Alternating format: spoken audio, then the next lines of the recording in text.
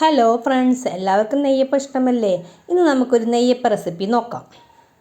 Hi friends, അപ്പോൾ ഇന്ന് ഞാൻ ഒരു നെയ്യപ്പത്തിൻ്റെ റെസിപ്പി ആയിട്ട് ആണ് വന്നത്. അപ്പോൾ നമുക്ക് എങ്ങനെ നെയ്യപ്പം എളുപ്പത്തിൽ ഉണ്ടാക്കാമെന്ന് നോക്കാം. അപ്പോൾ ഇതാ ഞാൻ 2 ഗ്ലാസ് പച്ചരി 4 മണിക്കൂർ വെള്ളത്തിൽ കുതിർത്ത് വെച്ചതാണ്.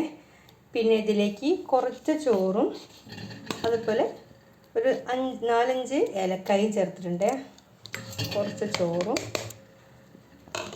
പിന്നെ 3 ആണി ശർക്കര ഉരുക്കിയതാണ്. ഒരു 1/4 കപ്പ് വെള്ളത്തിൽ ശർക്കര ഉരുക്കി നന്നായിട്ട്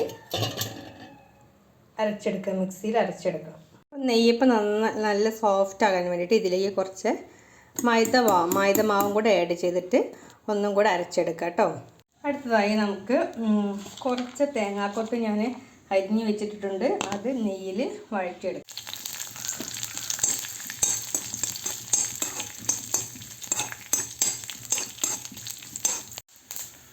ഇത് മൂത്ത് വന്നതിന് ശേഷം കുറച്ച് എള്ളും കൂടെ ചേർത്തിട്ട് നമ്മുടെ മാവിലേക്ക് ഒഴിക്കുക കേട്ടോ.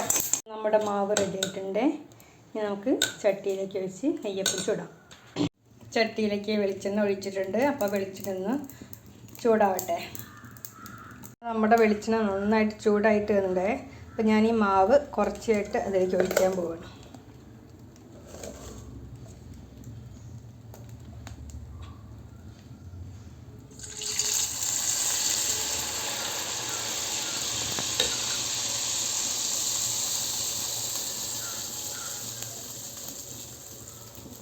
നന്നായിട്ട് പൊന്തി വന്നിട്ടുണ്ട്.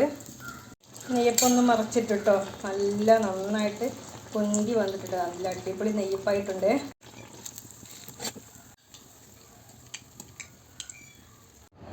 ഹലോ ഗൈസ്, എൻ്റെ അമ്മ നെയ്യപ്പം ഉണ്ടാക്കി ചുട്ടിരുന്നു. നമുക്ക് തിന്ന് നോക്കാം.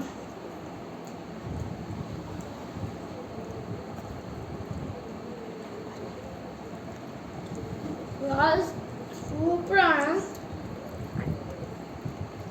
നല്ല ടേസ്റ്റ് ഉണ്ട്.